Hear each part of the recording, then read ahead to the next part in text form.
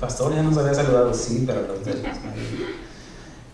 damos la bienvenida a todos aquellos que nos acompañan y que nos siguen. Los bendecimos en el nombre del Señor Jesucristo y damos gracias por la oportunidad que nos da de llegar a ustedes a través de estos medios. Y con esto también, bueno, pues vamos a comenzar el estudio del día de hoy, la prédica, la exposición de la palabra, abriendo nuestras Biblias en 1 de Samuel, capítulo 2. Y el título de esta predicación se llama Poniendo el dedo en la llaga. Así de que, gloria a Dios. Igual, doy la bienvenida a los visitantes. Gracias por estar aquí. Dios les bendiga. 1 de Samuel, capítulo 2, versículo 6 al 8. Con esto también doy un agradecimiento a todos aquellos que comparten de nuestras enseñanzas. Que Dios les bendiga y Dios les guarde. Y sobre todo que sea de edificación para sus vidas, como a todos aquellos que les comparten. ¿Estamos ahí? Nos ponemos en pie.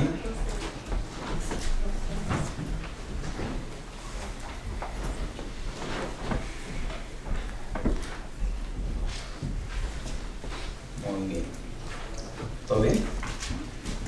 Dice la palabra del Señor, como está escrita en el nombre del Padre, del Hijo y del Espíritu Santo. Jehová mata y Él da vida. Él hace descender al Seol y Él hace subir. Jehová empobrece y Él enriquece, abate y enaltece. Él levanta del polvo al pobre y del muladar exalta al menesteroso, para hacerle sentarse con príncipes y así heredad un sitio de honor. Hablemos con el Señor. Señor, gracias por tu amor y tu misericordia, Señor, que hemos experimentado este día en la mañana. Gracias, mi Dios, por todos aquellos, Señor, que a su tiempo van a escuchar la retransmisión, van a ver el video. Te damos gracias, Señor, por sus vidas, y habla a sus vidas y a sus corazones, mi Dios. Venimos acercándonos a ti, mi Padre, para que tú nos hables al corazón, nos hables a nuestro entendimiento y sobre todo a nuestro espíritu, para que lo transmita ese conocimiento a nuestra alma, a nuestro entendimiento, a nuestras emociones, para que a su vez te demos respuesta a lo que vamos a aprender. Gracias por esta nueva oportunidad que nos das de acercarnos a ti a través de tu palabra, para conocerte cada día más. En el nombre de Cristo Jesús te damos gracias. Amén. Tome asiento. Mire lo que dice la Escritura. Dice así: Jehová mata y Él da vida. ¿Jehová qué? ¿Dios qué? ¿Quién es el que mata? Bueno, la Escritura es muy clara. Dice, Jehová mata. Esta porción de la Escritura nos habla de la oración de Ana. ¿Quién era Ana? Ana era la madre del profeta Samuel. Ana era aquella mujer que sin duda conocía de Dios, conocía del poder de Dios, pero también que conocía de la soberanía de Dios. Y dado a eso de él, ella pudo hablar inspirada por el Espíritu Santo, porque recuerde que esta oración queda aquí en la Escritura, y sin duda ella tenía un conocimiento de la palabra de Dios. Había crecido ella con principios, con fundamentos de la Torá en aquel tiempo, y dice, Jehová mata y Él da vida. Ella da evidencia con estas palabras de que conocía a Dios y conocía su soberanía, de que Él escoge, Él mata y Él da vida. Hay personas tal vez bien intencionadas, pero sin conocimiento de Dios y de las Escrituras, que dicen que Dios es amor. Claro que Dios es amor, pero también dicen, y que no castiga a nadie. Bueno, alguien me tiene que explicar esas Escrituras. Porque aquí está, es muy claro cuando dice que Él empobrece. Él puede hacer que alguien caiga enfermo. Entiéndase que Él permite. A otros dicen que Dios, como es Dios es amor, no manda a nadie al infierno. Exactamente. Dios no manda a nadie al infierno. porque el infierno fue creado para Satanás y sus demonios. Pero somos nosotros los que voluntariamente decidimos echarnos un clavado al lago de fuego cuando no obedecemos a Dios, cuando no tomamos en cuenta el único medio de salvación que Dios ha proveído para nosotros, para que su creación humana alcance la vida eterna, porque estamos muertos espiritualmente, porque la Biblia nos enseña de que un solo pecado nos apartó de la gloria de Dios y que no hay justo ni aún uno. Entonces todos somos pecadores y todos, lo justo es de que todos nos vayamos al infierno por pecadores, porque hemos violado sus mandamientos, sus estándares. Entonces lo justo es de que nos vayamos al infierno, todos. Pero Dios proveyó este medio de salvación. Pero entonces, aquellos que yo les contestaría, aquellos que dicen que Dios es amor y que Dios no castiga a nadie, entonces explíqueme qué le pasó a Coré cuando se rebeló contra Moisés y contra la voluntad de Dios. La Biblia registra que se abrió la tierra y se los tragó, y no a uno, sino lo que es a Coré, Datán y Abiram. También nos enseña lo que es cómo Dios en un momento también hizo descender fuego para acabar con los rebeldes israelitas que se habían rebelado contra Dios y contra Moisés. También vemos cómo en una porción en Samuel nos enseña que Dios hizo caer a aquel hombre llamado Nabal, que no quiso ayudar a David, al rey David. Bueno, en ese momento no era rey, pero lo hizo caer y dice, y murió, se murió. Pero ¿quién fue el autor intelectual de su muerte? Dios. Dios estaba mostrando su justicia. También con los soldados, aquellos que fueron a buscar al profeta Elías. Dice, profeta de Dios, desciende porque el rey Acab te quiere ver. Y él decía, si soy profeta de Dios, que el fuego los consuma, y los consumía. Venía otra vez y otra vez los consumía. Ahora, ¿quién? No era Elías, era Dios mostrando su justicia. Alguien podrá decir, bueno, pastor, es que eso es en el Antiguo Testamento y es que ahí Dios no era cristiano,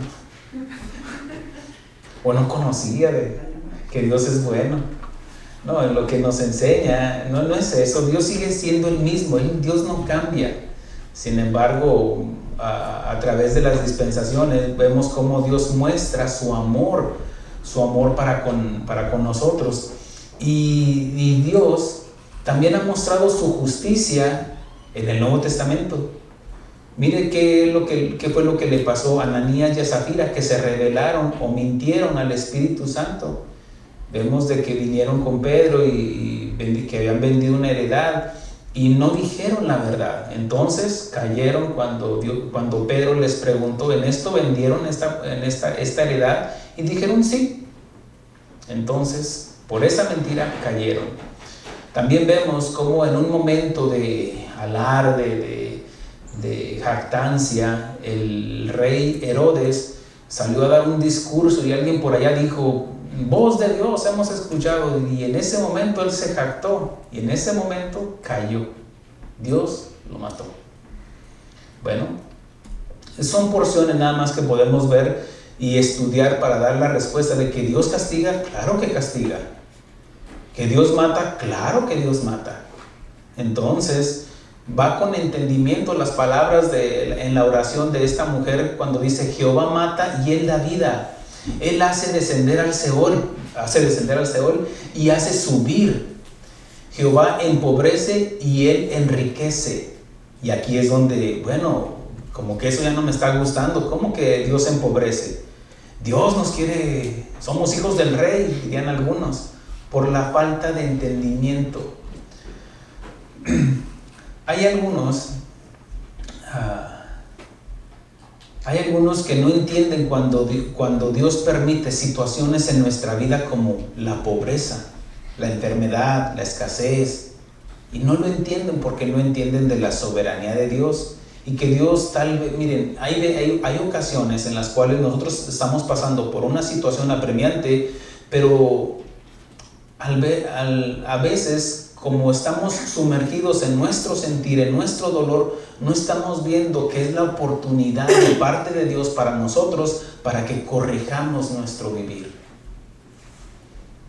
Y para esto, como dice Jehová empobrece y Él enriquece.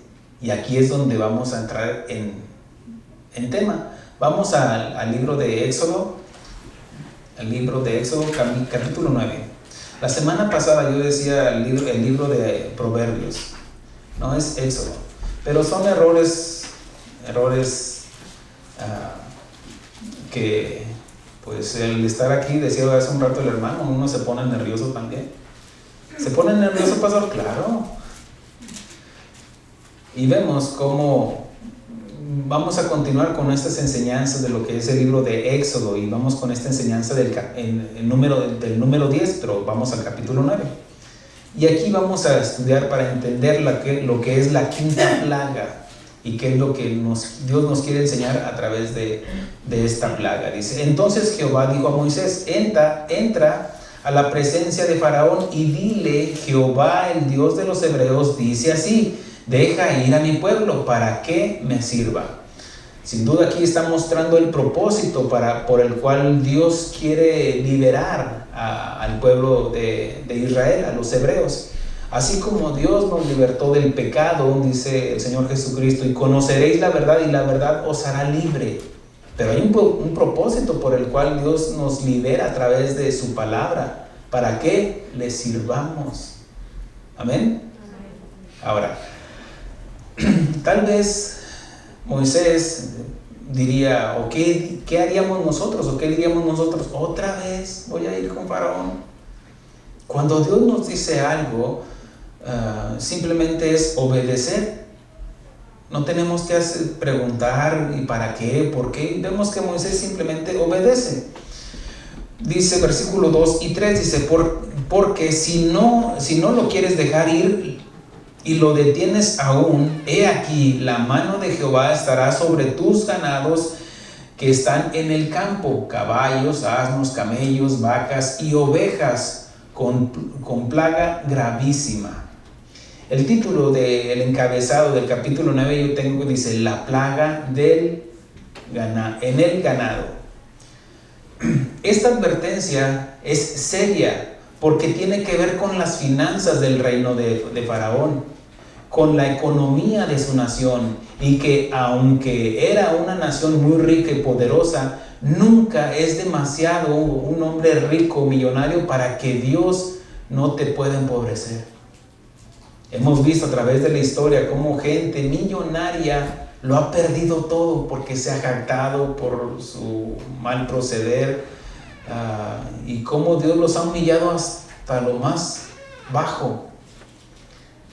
No recuerdo el título de la enseñanza, pero di enseñanzas de los 10 hombres más ricos del mundo y cómo terminaron ellos a través de la historia. Pero fue porque también hubo un momento que se jactaron y no tomaron en cuenta a Dios. Con esta plaga, Dios le quería mostrar a ese ídolo de la economía que ellos tenían. Y hay muchos que se pueden jactar, que se sienten seguros por la economía que tienen. Inclusive esta nación se cree que es la más rica, pero no toman en cuenta el otro lado, que es la que más debe también. Hoy muchos están disfrutando de ese cheque que les llega, pero póngase a pensar de dónde cree que vienen esos cheques, o quién va a pagar esos cheques. Pues el ciudadano. Entonces, por eso este mes de que trabajemos el sentido común. Esta advertencia es seria, y es seria para todos y cada uno de nosotros, porque tiene que ver con las finanzas. Así como una persona que sea muy rica, nunca se es demasiado rica o millonaria para que Dios no te pueda empobrecer. Pero por otro lado también, tampoco nunca se es demasiado pobre para quitar el orgullo. Hay gente que son tan pobres pero ricos en el orgullo. Y no quieren recibir ayuda. Y aquí es donde ya hay un desequilibrio.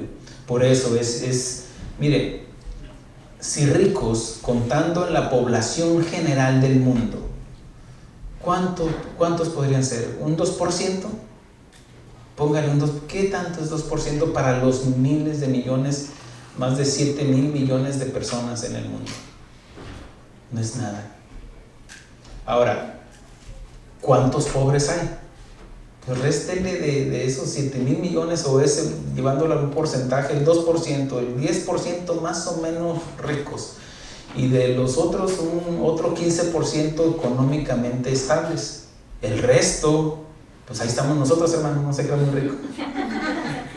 Ahí estamos nosotros. Pero hay gente que de verdad no tiene nada, o cree no tener nada, cuando no le da el mismo aprecio a la vida que tiene. Porque ¿cuánta gente millonaria quisiera tener los pulmones que tal vez tienes tú? Y más ahorita con este coronavirus. O quisiera tener un corazón fuerte como el que tal vez tienes tú. Y pagarían cualquier cosa con tal de tener lo que tú tienes. Mire lo que dice aquí, dice: he aquí, la mano de Jehová estará sobre tus ganados que están en el campo, caballos, asnos, camellos, vacas y ovejas. Y comienza con algo, caballos. ¿Qué representarían los caballos en aquel tiempo? Bueno, en aquellos tiempos se usaba para el ejército y su poder militar. No se usaba tanto para la siembra, no. Se usaba para lo que eran los carros de Faraón, para el ejército. Entonces, tanto era así que Dios le prohibió al pueblo que acumulara caballos cuando entraron a la tierra prometida, al pueblo de Israel. Ya años después, Dios le prohíbe a la nación de Israel, bueno, no, aunque no era nación, ya era el pueblo de Israel, y le dice, hablando que iba a haber un rey, pero ese rey le da las encomiendas, dice en Deuteronomio 17:16. Pero él, hablando del rey, pero él no aumentará para sí caballos, ni hará volver al pueblo a Egipto con el fin de aumentar caballos. No te vayas a regresar a comprar caballos a Egipto. En otras palabras, porque Jehová os lo ha dicho, no volverás por este camino. Porque con el fin de porque Dios quería que confiaran en Él y no en sus recursos o en su poder militar. Por eso Dios le dijo al pueblo de Israel: no, tú no te bases en que tienes muchos caballos o tu poder está en tu milicia. No. Yo soy tu Salvador. Yo soy Jehová de los ejércitos, que no es con espada, ni con ejército, ni con caballos, ni con carros, ni con jinetes. No. Tú vas a depender de mí, es lo que le está diciendo en otras palabras. Ellos tenían que aprender a confiar en Dios. Mire que en una ocasión también el rey David hizo mandó contar a todos los habitantes de Israel, entiéndase, no solamente Jerusalén, sino todas las tribus, no dice el por qué, pero a través de su general Dios le advierte: no haga esto, mi señor mi rey. Y él lo hizo. Y después Dios habla con el rey. Dice: escoge uno de estos 3 castigos, porque no obedeciste, porque hiciste contar al pueblo. A lo que los estudiosos entienden de que el pecado de David fue de que él quería saber con qué recursos contaba para seguir en la guerra, y no de que dependiera de Dios. Entonces eso le molestó a Dios. Entonces quieres contar a ver cuánta gente tienes. Entonces Dios se molesta y le dice: escoge uno de estos 3 castigos. Bueno, vemos cómo Dios quería que confiaran en Él y no en los recursos o en su poder militar. Y Salomón fue otro rey que fue uno de los que violó este mandamiento cuando se empezó a desviar su corazón de Dios. En Primera de Reyes, capítulo 10, versículo 26, dice así: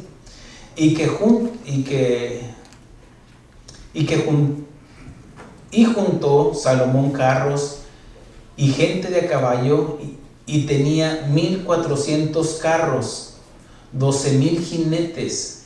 Cuando dice que tenía 1400 carros, el carro no era solamente había unos que eran de 2 caballos, había unos que eran de 1, pero era para el que manejaba, y el otro era para el arquero. Bueno, en este caso eran 2 compañeros.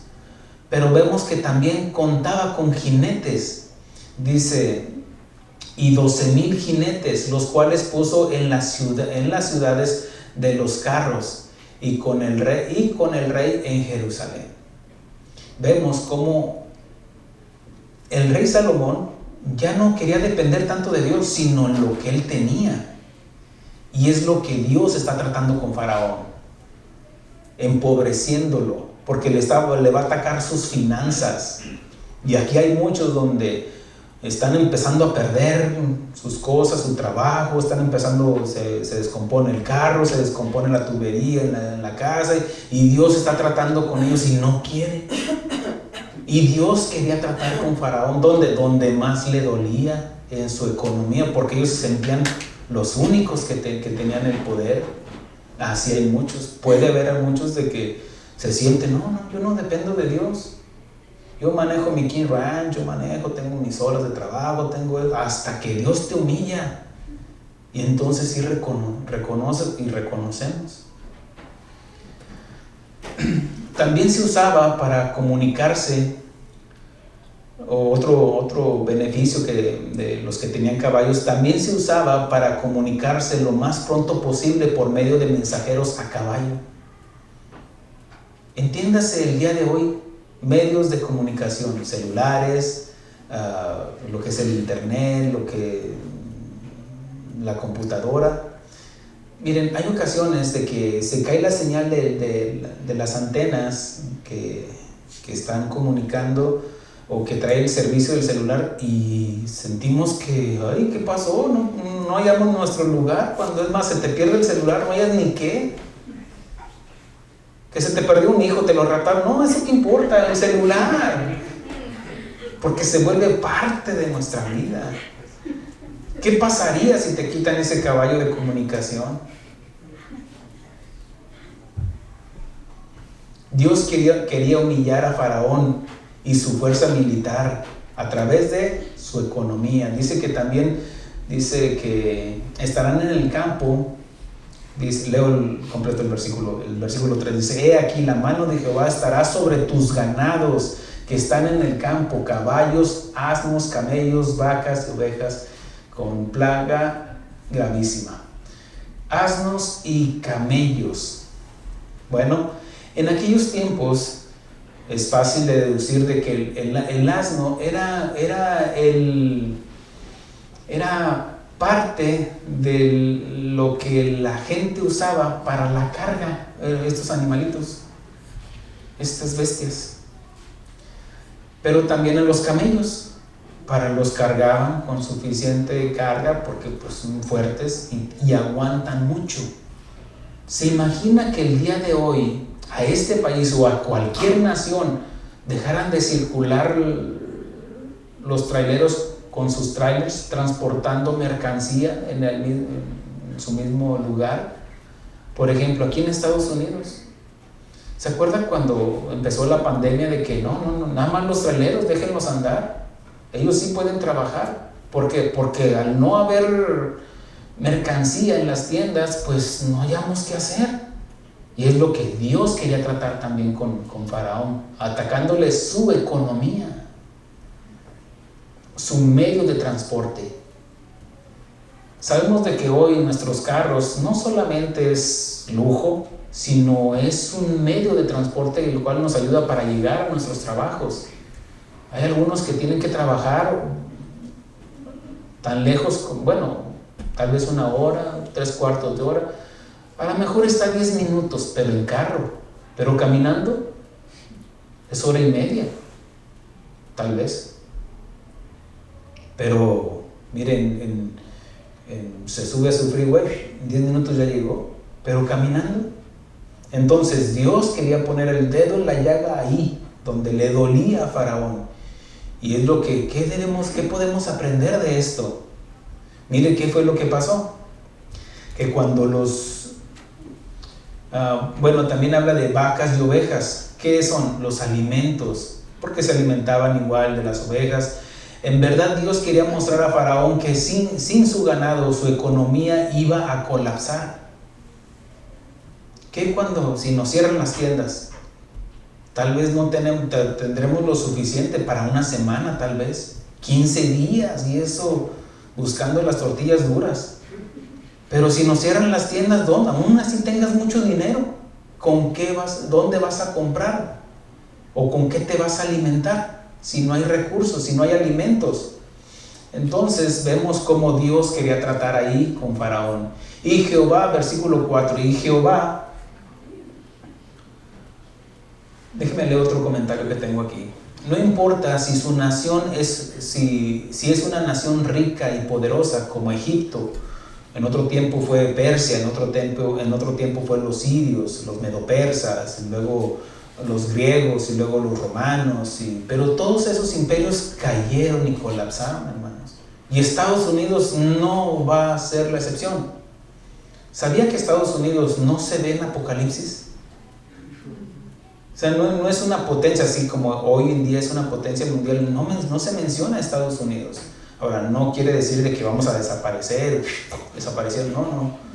no, pero algo va a pasar, tanto así de que no se menciona. O sea, no encontramos algo que registre que el presidente de Estados Unidos, no, dice Gog y Magog, allá Rusia y allá por el Medio Oriente. Bueno, a lo que tenemos que entender es de que no importa la nación, que si es una nación rica y poderosa o un estado que se siente suficientemente fuerte, como en México. Escuchaba al pastor Chuy Olivares cómo él marcaba una diferencia de los estados del norte de la República de México con los estados del sur. Los estados del norte proveen lo suficiente en su economía, porque pues, hay fábricas, hay más economía que en los estados del sur. ¿Por qué? Porque están colindando con Estados Unidos y ahí está lo que es el libre comercio. Entonces pues hay más fluidez. De hecho, no solamente se maneja la moneda nacional, sino también se maneja el dólar. Como casi en todas las fronteras, pues el dólar lo ven como una moneda casi nacional. Cuando vas al sur y luego le preguntas, tú llevas dólares y les preguntas, ¿a cómo agarra el dólar? Te dicen a besos. ¿Por qué? Porque no es común. Pero en los estados del norte sí. Entonces vemos cómo hay una diferencia de estados ricos y estados pobres. Así como aquí en Estados Unidos también. Hay estados que, por ejemplo, su economía es más fluyente. Florida, California. A otros estados que pues no fluye mucho la economía. Pero aún así vemos cómo no importa sea una nación rica y poderosa o un estado que se sienta fuerte o el orgullo de una colonia. Casi en todos los lugares hay una colonia de riquillos, ¿sí? Y la colonia de acá, de los zapotecas, nosotros, ¿sí? Hay de todo, ¿sí? Tanto lo que el rico debe entender que depende del pobre también. Y el pobre debe de entender que depende del rico. Sí, es esa cadena alimenticia casi.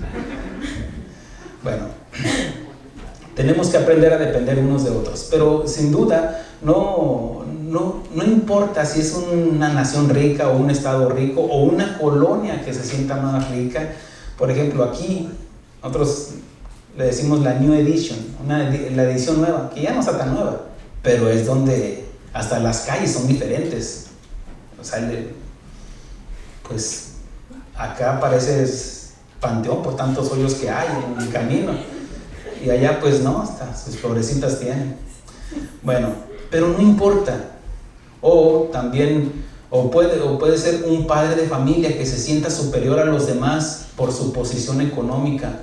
Dios sigue siendo Dios y puede empobrecer a quien Él quiere para hacerlo pobre en espíritu. Recordemos de que, mire, Abraham era rico, ¿cierto?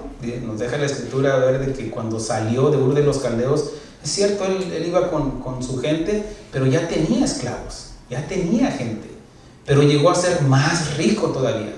Pero llegó un punto en que también a él no le importaba lo que tenía, lo que no tenía era comida, tanto así que descendió a Egipto. Bueno, lo que podemos entender es de que Dios quiere mostrar su amor, su misericordia, pero también su poder y su soberanía con todos aquellos que se sientan orgullosos. Y el dinero no debe de ser para nosotros como cristianos una herramienta para jactarnos, para decir yo tengo más. No, porque mientras más cristianos somos, más humildes somos, sin importar la posición económica que tengamos. ¿Sí se ha fijado que hay iglesias que, bueno, son más pudientes? Sus templos lo dicen.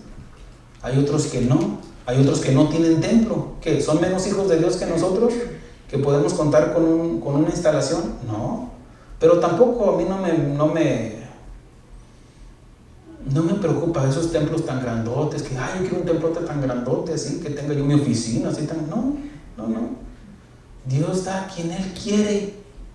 Y es lo que Dios quiere que entendamos, que aprendamos de su soberanía. Tampoco no estoy hablando de que seamos mediocres, de que no trabajemos, no hagamos nada. No, todo tiene su tiempo, hermanos. Todo tiene su tiempo. Hay tiempo de sembrar y tiempo de cosechar. No estoy en contra de la prosperidad. Es más, Dios no está en contra de la prosperidad. Dios está en contra del evangelio de la prosperidad que te lleva a tu corazón a que haya jactancia, haya arrogancia, haya avaricia y codicia.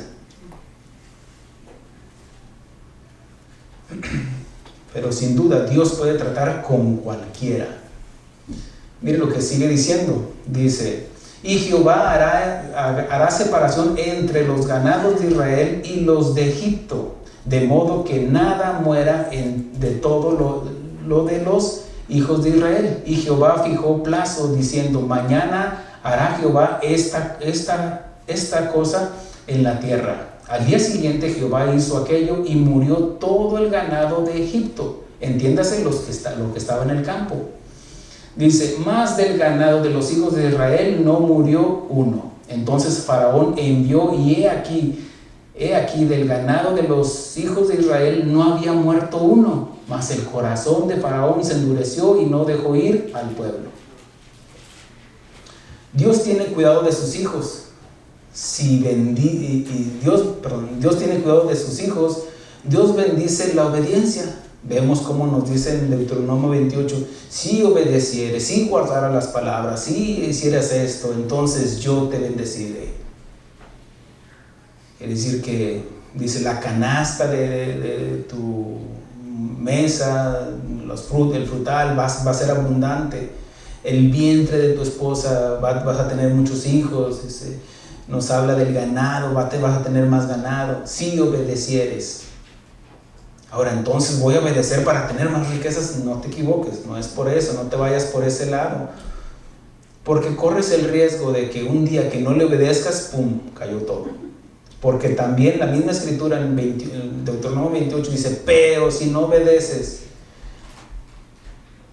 dice, da las consecuencias. Y léalo de tarea para que se dé cuenta de que Dios no ha cambiado tampoco. De que el hecho de que estaba en la ley son principios que debemos de aprender y extraer la enseñanza, que es lo que estaba ahí en el libro de Deuteronomio.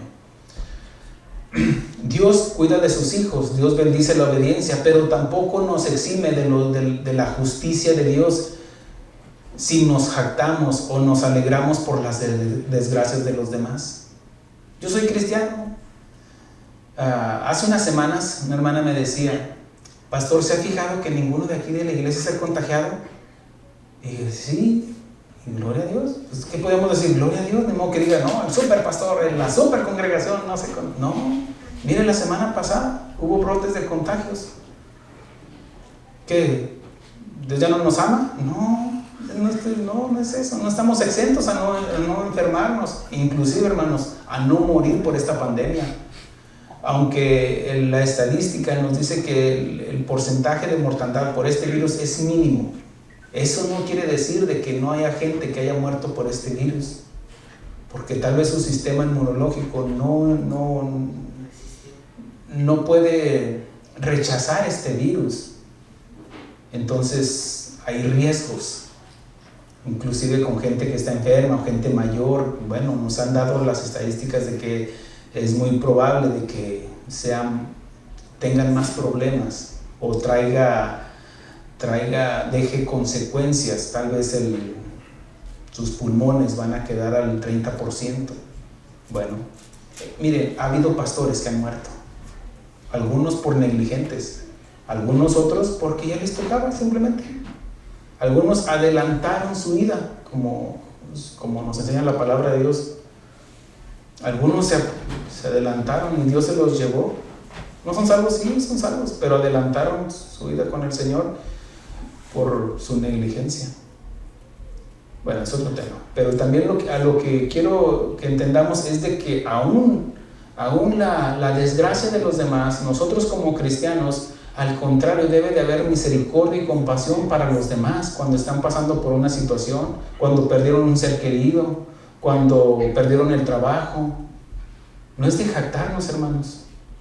O eso le pasó a Faraón por esto. Bueno, si estás viendo que toda su casa sufrió, porque no solamente fue la obstinación de Faraón, sino mire la obstinación de una persona, cómo puede llevar a colapsar a toda una nación, la economía de una nación. Y tal vez por la obstinación del padre de familia, no, es que sí, mi trocota, y perdiste tu troca y ni le tenías aseguranza, ya, chocaste. Y la tienes que pagar. Y la grúa también. O sea, Dios, y si nosotros decir, eso le pasa por aquello, no se equivoque, hermano. No toque, no pise ese terreno de la jactancia, de creernos mejor que los demás, porque somos cristianos, porque somos hijos de Dios. Recuerde que somos una alma salva dentro de este cuerpo pecaminoso, pero la salvación se va a dar después de que muramos. Mientras tanto, estamos expuestos a todos los problemas de nuestro diario vivir, hermanos. A enfermedades, a problemas, situaciones. Te chocaron, tú no chocaste, te chocaron. El único carrito que tenías para ir al trabajo y para sacar a tu familia. ¿Y ahora qué vas a hacer? ¿Te vas a enojar con Dios? No, Dios tiene el control de todo, hermanos. En Deuteronomio 9:4 dice así: no pienses en tu corazón que Jehová tu Dios. Bueno, déjeme, antes de introducir esta escritura, déjeme le digo lo que Dios trata de enseñarnos. Dios tiene cuidado de sus hijos, Dios bendice la obediencia, pero tampoco nos exime de la justicia de Dios si nos jactamos o nos alegramos de las desgracias de los demás. Cuando Dios introduce a su pueblo de Israel a la tierra prometida, les advierte y les aclara su justicia. ¿Me explico? Ya cuando van a entrar, antes de cruzar el Jordán y antes de que entren a poseer la tierra, Dios les dice al pueblo: no pienses en tu corazón que Jehová tu Dios los haya echado de delante de ti, diciendo: por mi justicia me ha traído Jehová a poseer esta tierra. Pues por la impiedad de estas naciones Jehová las arroja de delante de ti, no por tu justicia, se los vuelvo a repetir, ni por la rectitud de tu corazón entras a poseer la tierra de ellos, sino por la impiedad de estas naciones Jehová tu Dios las arroja de delante de ti, y para confirmar la palabra que Jehová juró a tus padres, a Abraham, Isaac y a Jacob. Por tanto, sabe, entiende, comprende, capichi. Por tanto, sabe que no es por tu justicia que Jehová tu Dios te da esta buena tierra para tomarla, porque pueblo de dura servir eres tú. No, es que nosotros somos... ¿Qué? ¿Eres igual que los demás? ¿Qué? Somos iguales, hermanos. Dormimos. ¿Qué? ¿No van al baño? ¿Qué? Todos, hermanos. Todos comemos, dormimos, descansamos. De todo, hermanos. No somos diferentes a los demás. Dice Pablo, estoy en el mundo, mas no soy del mundo, porque mi pensamiento y mi corazón están alineados al propósito de Dios. Cuando dice Pablo, dice, cuando menciona, dice, no les digo que no se junten con los de afuera, porque si en ese caso, entiéndase los que no son cristianos, porque si en ese caso fuera, pues tendríamos que irnos fuera de este mundo. Hablando de que somos iguales, pero sí da la advertencia, pero con los que se dicen que son cristianos, pero roban, matan, hacen eso, con ellos ni aún comas. Esa es la advertencia para los de la iglesia, los que están adentro. Entonces, Dios se imagina que el pueblo de Israel se estuviera jactando, mira mis chivas, mis vacas, mira mis camellos, mis caballos, y tú, todos están muertos. Dios se da la vuelta e iría contra los israelitas. ¿Se acuerdan aquella enseñanza de cuando Jacob y la esposa que él amaba menospreciaron a Lea porque tenía un problema con la vista y la menospreciaron, y Dios vio ese menosprecio y Dios le abrió su vientre para que concibiera a Lea? Uno, otro y otro. ¿Por qué? Porque dice la escritura, y Dios vio cómo la habían menospreciado. Aún así, mire, la escogida para Jacob era Raquel. Sin embargo, cuando Dios, aún así, tú te sientas la Raquel, la escogida. Cuando la iglesia se jacta, Dios se voltea contra aquellos que estamos menospreciando y extiende su misericordia, porque Dios es un Dios de misericordia. Entonces, como cristianos debemos de aprender a extraer qué es lo que quiere enseñarnos aquí. Bueno, nos debe de enseñar de la desobediencia de Faraón, la obstinación, la negación de obedecer a Dios, pero tampoco que no nos jactemos de que nosotros tenemos una economía, pues no digo abundante, sino estable, porque todos están trabajando, ¿no es cierto? Tal vez están batallando con un pago, con otro, pero ahí la llevan. Tal vez esos pagos porque se excedieron en su presupuesto, o por una situación, se enfermó, o llovió y no hubo trabajo, pero confiemos en Dios. ¿Amén? ¿Amén? Ahora, vamos a otra plaga. Dice, aquí tengo el encabezado del versículo 8, la plaga de úlceras. Y Jehová dijo a Moisés y a Aarón, toma puñados de ceniza de un horno y la esparcirá Moisés hacia el cielo delante de Faraón. Dios quería que Faraón fuera testigo del poder de Dios, presenciando lo sobrenatural de Dios. Repito el versículo. Y Jehová dijo a Moisés y a Aarón, toma puñados de ceniza de un horno y la esparcerá Moisés hacia el cielo delante de Faraón, que él vea, y vendrá a ser polvo sobre toda la tierra de Egipto, y producirá salpullido con úlceras en los hombres y en las bestias por todo el país de Egipto. Y tomaron ceniza del horno y se pusieron delante de Faraón, y esparció Moisés hacia el cielo, y hubo salpullido que produjo úlceras, tanto que los hombres como en las bestias. Y los hechiceros no podían estar delante de Moisés a causa del salpullido, porque hubo salpullido en los hechiceros y en todos los egipcios. Ahora le tocaría experimentar el poder de la justicia de Dios a Faraón en su propio cuerpo, y su soberbia arrastraría a toda su casa, a su corte, vea que los hechiceros también, su pueblo y a todo su país, porque ya dicen todos los egipcios. Mire lo que dice el versículo 12. Pero Jehová endureció el corazón de Faraón y no los oyó, como Jehová lo había dicho a Moisés. Y aquí cabe una pregunta: ¿fue Dios el que endureció el corazón de Faraón? Mire esto. Eso sonaría algo injusto del Dios que predicamos.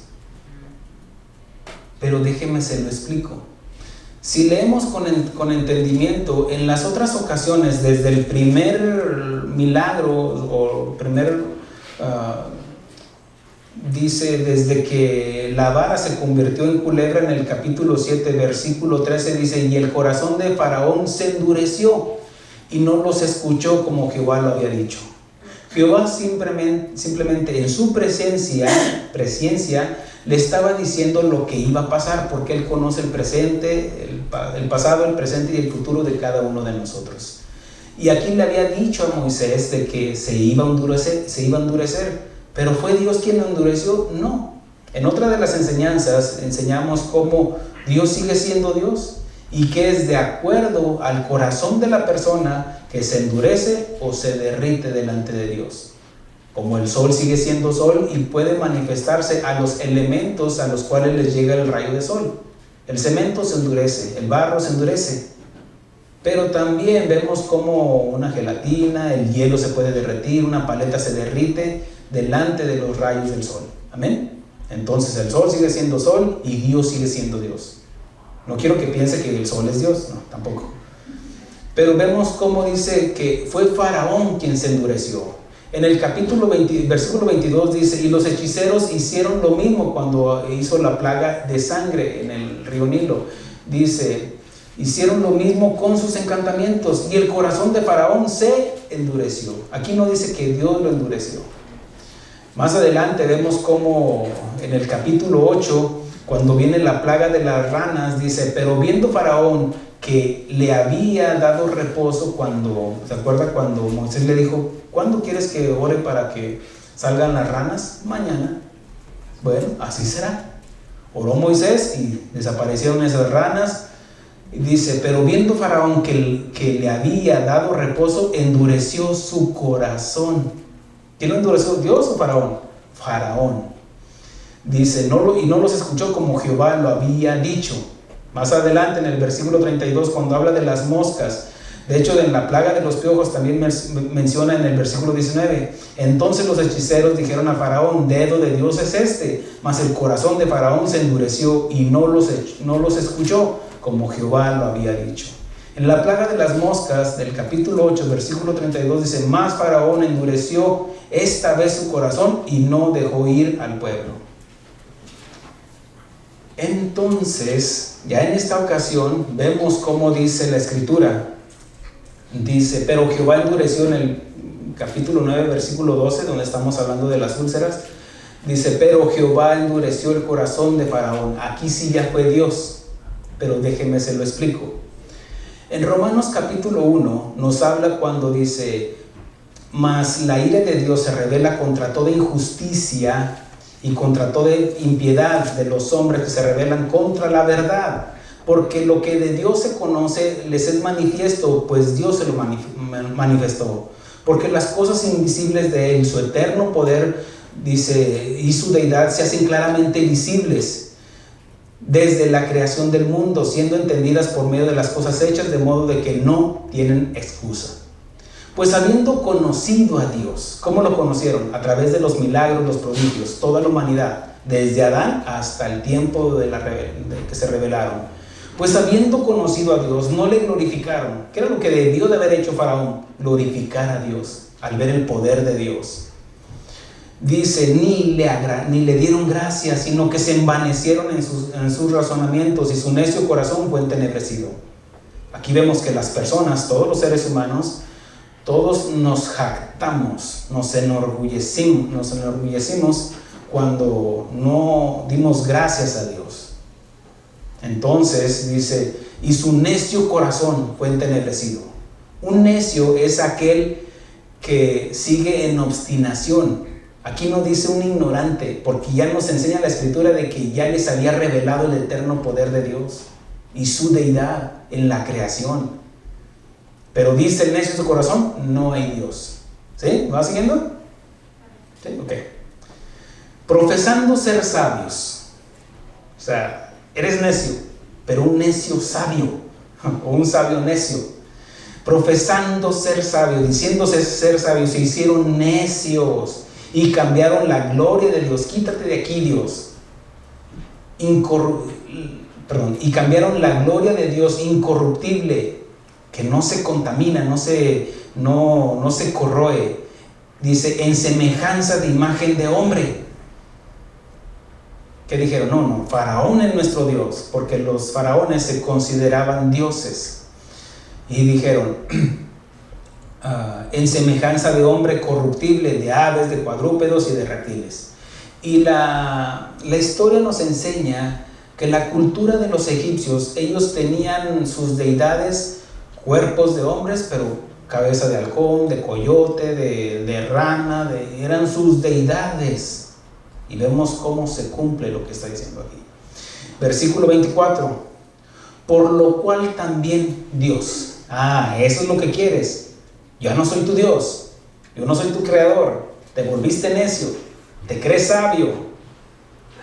Entonces dice, por lo cual, dando respuesta a esa obstinación de la gente, por lo cual también Dios los entregó a la inmundicia.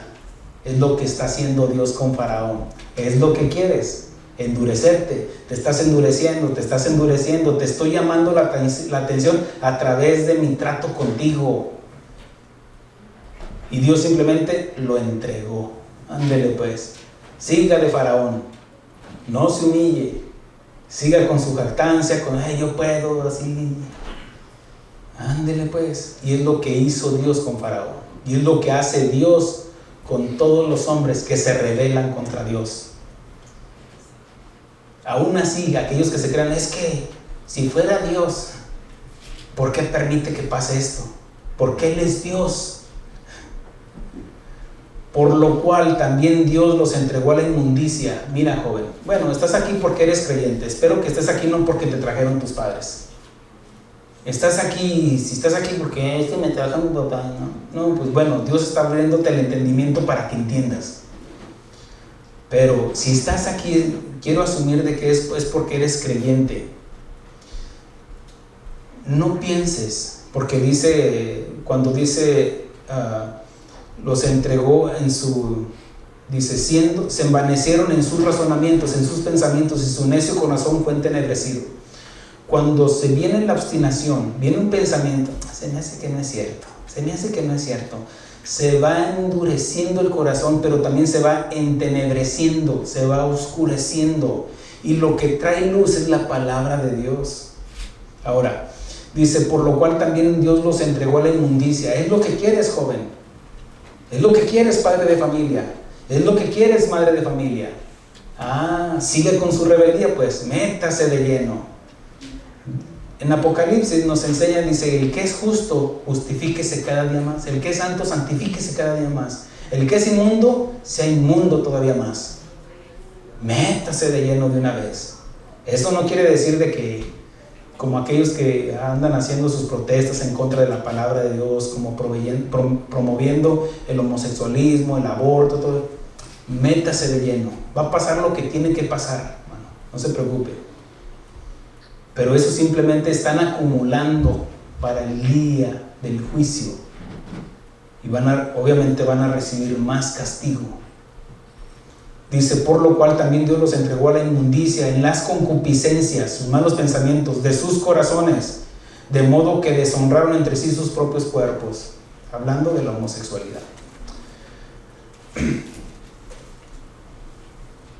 La pregunta perfecta para nosotros es, ¿cómo reaccionamos cuando perdemos algo material?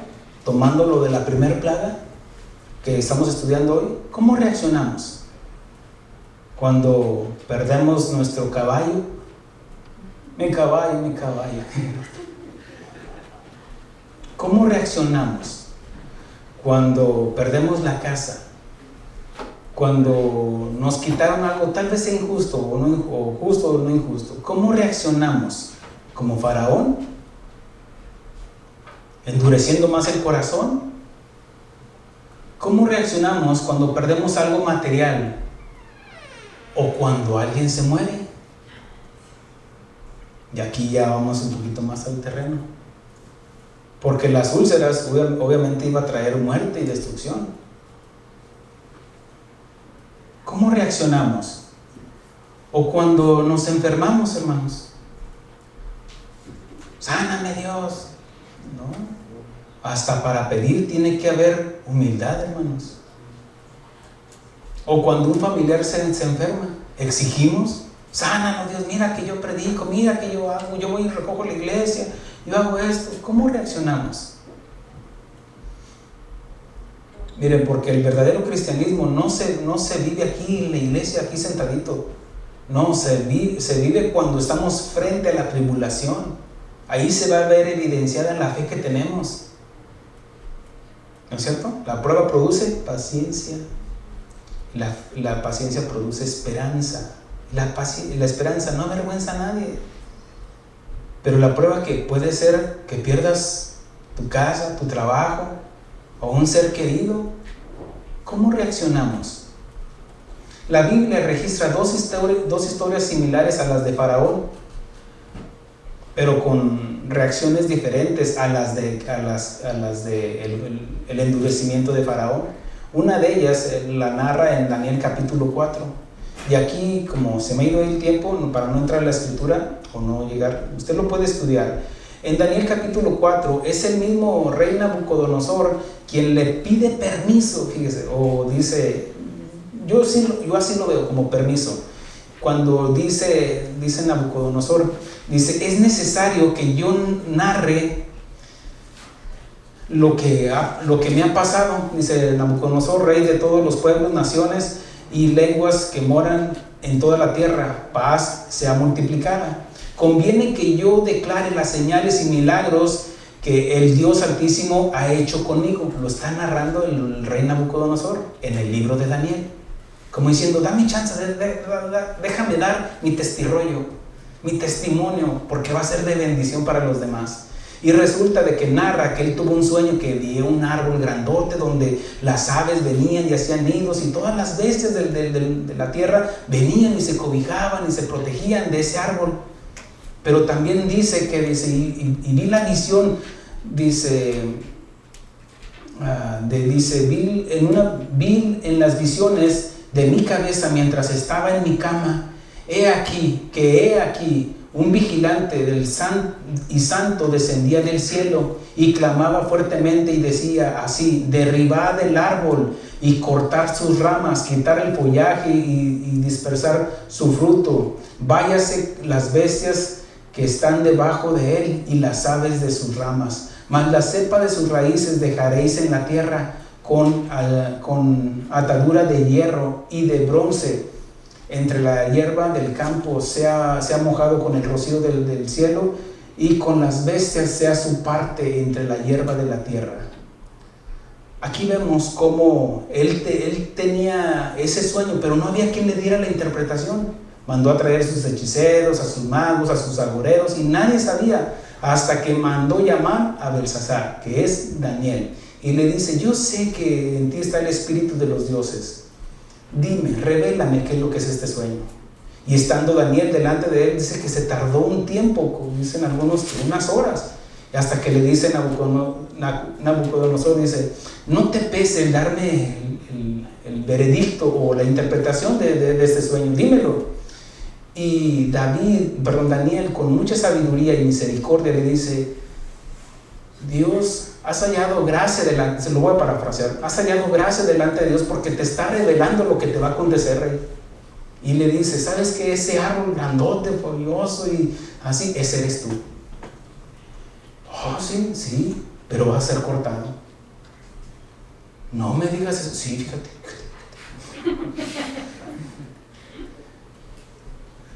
Y le da la sentencia, dice: hasta que entiendas que Dios gobierna, y Dios pone y Dios quita. Dios pone a Trump y Dios lo quita también. Dios pone a este nuevo presidente y también él lo puede quitar. Amén. Dice, hasta que conozcas que el Altísimo tiene dominio en el reino de los hombres y que Él lo da a quien Él quiere. Le da un consejo. Por tanto, oh rey, acepta mi consejo. Tus pecados redime con justicia y tus iniquidades haciendo misericordia para con los oprimidos. Pues tal vez será eso la prolongación de tu tranquilidad. La sentencia ya estaba, pero pórtate bien, Nabucco. Llévatela tranquilo, mira, sé paciente con el impaciente, muestra misericordia, mira, haz una kermés allá afuera, dale a los pobres, haz algo. Y tal vez esto sea la prolongación. Pero él dijo no. Y dice que él estando, todo esto vino sobre Nabucodonosor. Al cabo de 12 meses, pasó un año, Dios le dio, en su paciencia, le dio la oportunidad de un año que acomodara todo eso. Miren, las plagas en Egipto no fueron una tras otra. Algunos estudiosos dicen que se tardó más de un año en todas las 10 plagas. Paciencia, vemos la longanimidad de la paciencia de Dios. Dice, y al cabo de 12 meses, paseando en el palacio real de Babilonia, habló el rey y dijo, ¿no es esta la gran Babilonia que yo he edificado para casa real con la fuerza de mi poder y para gloria de mi majestad? ¿No es esta la gran casota que tengo? ¿No es esta mi trocota? ¿No son estos mis caballos, mis asnos, mis camellos, mis vacas, mis cabras? Y le atacó ¿qué? Su economía. Y Dios lo puede hacer con nosotros, hermanos. No, ya no juego, pastor, pues aunque no juegue. Y dice, y aún estaba la palabra en la boca del rey cuando vino una voz del cielo, a ti se te dice, rey Nabucodonosor, el reino te ha sido quitado de ti, y de entre los hombres te arrojarán con las bestias del campo será tu habitación, y como los bueyes te apacentarán, y 7 tiempos pasarán sobre ti hasta que reconozcas que el Altísimo tiene el dominio en el reino de los hombres y lo da a quien Él quiere. En esta misma hora se cumplió la palabra sobre Nabucodonosor y fue echado de entre los hombres y comía hierba con los bueyes y su cuerpo se mojaba con el rocío del cielo hasta que su pelo creció como plumas de águila y sus uñas como las de las aves. Mas al fin del tiempo, yo, Nabucodonosor, alcé mis ojos al cielo. Llegó su tiempo, se le abrió el entendimiento como el hijo pródigo. Dice que abrió los ojos y vio cuántos jornaleros en la casa de mi padre tienen abundancia de pan y yo aquí que perezco. Regresando acá con Nabucodonosor, dice, y mi razón me fue devuelta y bendije al Altísimo. Y alabé y glorifiqué al que vive para siempre, cuyo dominio es semipeterno, y su reino por todas las edades. Todos los habitantes de la tierra son considerados como nada. Tú, Faraón, eres nada delante de Dios. Tú, padre de familia, que te sientas y que te creas, eres nada delante de Dios. Quien sea, aún así sea el joven más fuerte, más alto. Perdón por los altos. No es tu fuerza, no es tu edad. Dice en los habitantes de la tierra, y no hay quien detenga su mano y le diga, ¿qué haces? ¿Qué haces, Dios? En ese mismo tiempo mi razón me fue devuelta y la majestad de mi reino, mi dignidad y mi grandeza volvieron a mí. Y mis gobernadores y mis consejeros me buscaron y fui restablecido en mi reino y mayor grandeza me fue añadida. Si Faraón hubiera entendido, la grandeza de Faraón hubiera sido mayor. Mire, uno de los hombres más poderosos era Faraón en su tiempo, o era el hombre más poderoso en su tiempo. Y en el tiempo de Nabucodonosor, él era el hombre más poderoso humanamente. Pero en el 37 dice, 4:37, termina así diciendo Nabucodonosor, ahora yo, Nabucodonosor, alabo, engrandezco y glorifico al Rey del cielo, porque todas sus obras son verdaderas y sus caminos justos, y él puede humillar a los que andan con soberbia. Falta otro ejemplo, denme un minutito. También nos habla otro ejemplo muy conocido, que es el de Job, que perdió todas sus posesiones materiales y hasta sus hijos e hijas en un mismo día. Como vemos la narración, como son escrituras que entendemos y conocemos, pues Dios permitió que Satanás atacara la economía de Job, y perdió todo, camellos, sus asnos, todo lo que tenía. Y no solamente eso, sino que la vida de sus herederos, sus hijos. Pero él mismo dice: entonces Job se levantó y rasgó su manto, rasuró su cabeza y se postró en tierra y adoró y dijo: desnudo salí del vientre de mi madre y desnudo volveré allá. Jehová dio y Jehová quitó, sea el nombre de Jehová bendito. En esto no pecó Job, ni atribuyó a Dios despropósito alguno. ¿Por qué perdí el trabajo? ¿Por qué tú tuviste la culpa? Dios, mira que si yo no fuera cristiano anduviera como los mundanos, anduviera así como anda mi compadre que tiene una trocota y hasta compró otra. Pero no, ahí estoy diezmando, ahí estoy haciendo. No le atribuyó despropósito alguno por lo que estaba pasando. Más adelante dice que otra vez viene Satanás y se presenta ante Dios, y respondió Satanás cuando Dios le preguntó: ¿no, ya consideraste a mi siervo Job, que aunque tú me tentaste, dice, mira cómo aún mantiene su integridad? Y Satanás respondió y dijo: piel por piel, todo lo que el hombre tiene dará por su vida. Faraón perdió su economía, pero también lo estaba viendo en su salud con la úlcera. Y vemos que viene también con Job.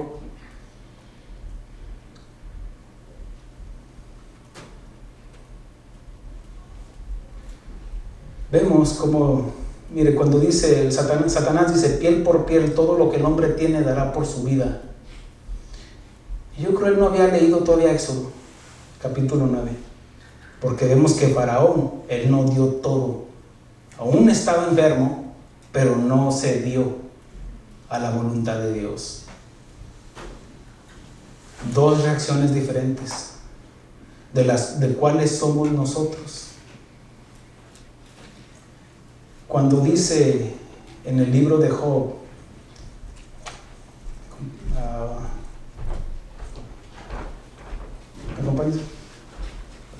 cuando dice en el libro de Job, habla que Job dice así: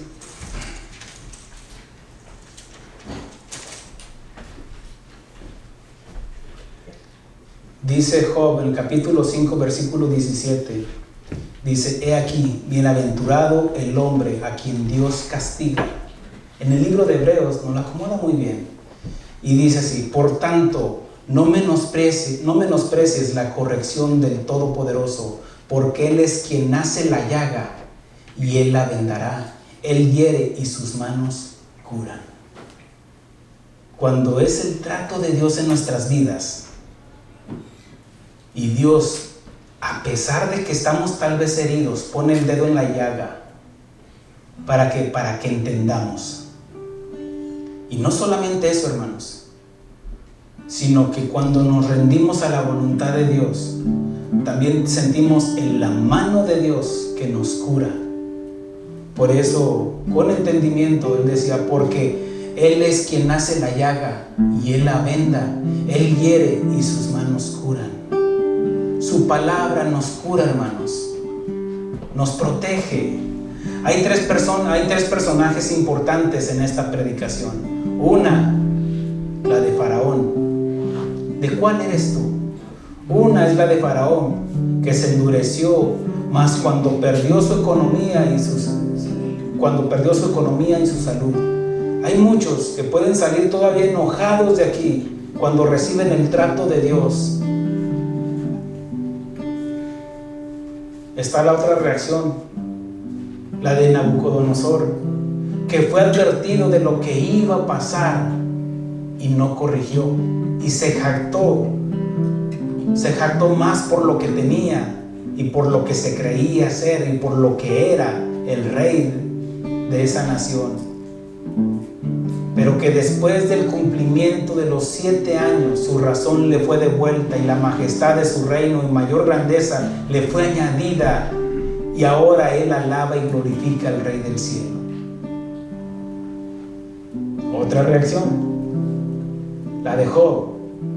Job, que conocía a Dios y su soberanía, y que a pesar de que lo había perdido todo, y aún sus hijos, y aún más lo experimentó en su salud, dice en Job 17:18: he aquí, bienaventurado el hombre a quien Dios castiga. Por tanto, no menosprecies la corrección del Todopoderoso, porque Él hace la llaga y Él la vendará. Él hiere y sus manos curan. Ponte de pie. ¿De cuál eres tú? Solamente hay 3 reacciones para entender esta enseñanza. ¿Cómo reaccionas cuando lo pierdes todo? ¿Cómo reaccionamos cuando nos enfermamos o cuando tenemos la pérdida de un ser querido? ¿Cómo reaccionamos en nuestra economía? ¿Qué es lo que quiere Dios que entendamos? ¿Cómo Dios nos está arrinconando en este momento para que decidamos de cuál de estas 3 personas queremos ser? Como Faraón, como Nabucodonosor, que recibió el trato de Dios pero entendió al final de cuentas. O como Job, que acepta y conoce la soberanía de Dios y dice: Dios da y Dios quita. Así como Ana decía: Dios mata y da vida, Dios empobrece y Él enriquece. La medida de nuestro cristianismo, hermano, no está basada en la economía, no está ni siquiera basado en tu salud, si te sientas enfermo o te sientas saludable. La medida de nuestro cristianismo está basado en la fe y la confianza que depositamos en Dios. Y que a pesar de todo, hermanos, aprendamos de Faraón, cómo no ser un faraón. Aprendamos de Nabucodonosor, que no tenemos que esperar a que llegue una pandemia, un virus a nuestro sistema para rendirnos a Dios. Pero también aprendamos del ejemplo que nos deja Job, que como a pesar de todo, él dijo: Dios dio y Dios quitó. Amén. Inclinemos nuestro rostro. Vamos a darle gracias a Dios. Gracias, Señor. Gracias, te alabamos, Señor. Gracias, Señor, porque nos muestra, Señor, tu voluntad, Señor. Nos quieres enseñar, mi Dios, cómo debemos de hacer las cosas, mi Dios, poniéndonos estos 3 ejemplos, mi Dios, de que nuestra confianza no está basada en nuestra economía o en los recursos que tengamos, sino en ti, mi Dios. Y de que nuestra obediencia, Señor, no debería de ser hasta que nos pase algo como a Nabucodonosor. Tú nos das tiempo, Señor, para que rectifiquemos, Señor. Tú nos das un espacio de tiempo, Señor. Y como nos dices en Isaías, dice: hey, pongámonos a cuenta. Si tus pecados fueran negros, fueran rojo como el carmesí, yo los emblanqueceré como la blanca lana. Dios quiere abrirnos el entendimiento cada día más para que aprendamos de su voluntad. Y al entenderlo, Él quiere que le glorifiquemos y le demos gracias. Que no se envanezca nuestro conocimiento, nuestro pensamiento, así como nos enseña Pablo en Romanos 1. Tú no quieres que Dios te entregue la inmundicia. Tú no quieres que Dios te entregue a tu propia concupiscencia, como Dios entregó a Faraón por su obstinación, que él no quiso obedecer a Dios, dejando ir a su pueblo. Ayúdanos, Señor, a entender y darte respuesta, Señor, a lo que nos estás enseñando, mi Dios. Te damos gracias, Señor. Te glorificamos, Señor, como tú te lo mereces, mi Dios. Tú eres el único y Dios verdadero, Padre de nuestro Señor Jesucristo, quien intercedió a ti para que enviaras al Espíritu Santo para que morara con nosotros. Y gracias al Espíritu Santo que nos trae la revelación y el entendimiento, porque nos has traído vida juntamente con Él. Te damos honra y gloria, Señor. Gracias, mi Dios, por todo. En el nombre precioso de Cristo Jesús. Amén. Gracias, Señor. Gracias.